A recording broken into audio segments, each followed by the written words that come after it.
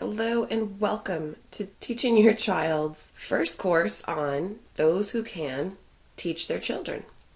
This is about what good teachers do and how they do it. This course module is going to be on classroom management.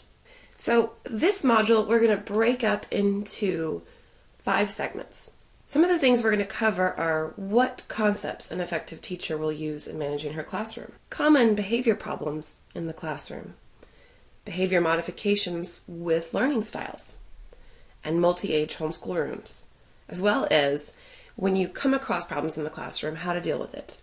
So we'll show you a 3-tiered infraction step. This first segment is going to be what 4 concepts an effective teacher will use in managing her classroom. Why does this help effectiveness in the classroom? What does that mean and why do we need it? Well, effectiveness of teaching depends on classroom management and the ability to keep children on task. Why?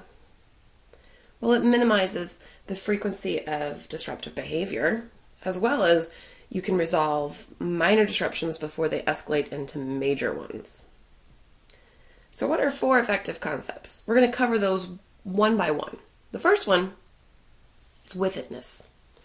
Now, it may sound like I'm trying to get you ready for some great jazz, but with-itness is a concept that we look at as a teacher who can communicate with her students by her behavior and what her actions are going to be. This is a teacher who knows what's going on.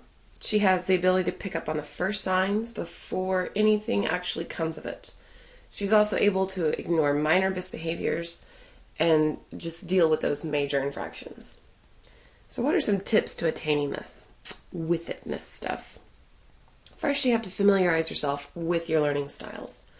You've got to see who your conflicting learners are within your own homeroom, or if you're teaching a co-op class. What conflicting learners you might have with your own style of teaching. For example, if you are an auditory teacher and you have kids who are tactile kinesthetic, these are going to be 2 disruptive ones. So you have to learn how you want to teach and approach them and what behaviors that they're exhibiting that are going to be really acceptable because it's just who they are, and what things are truly needing to be worked on as an infraction. And how do we figure this out? Well, we're going to journal the disruptions that we deal with on the day-to-day. And then we review those journals at the end of the week to see how many of these are going to fit into the major minor categories. This is going to help you identify if you truly have a problem on your hand or if you're just being overly controlling about how the classroom should be run. You got to be honest with yourself because you're trying to improve your craft. No one's going to see this list unless you want them to.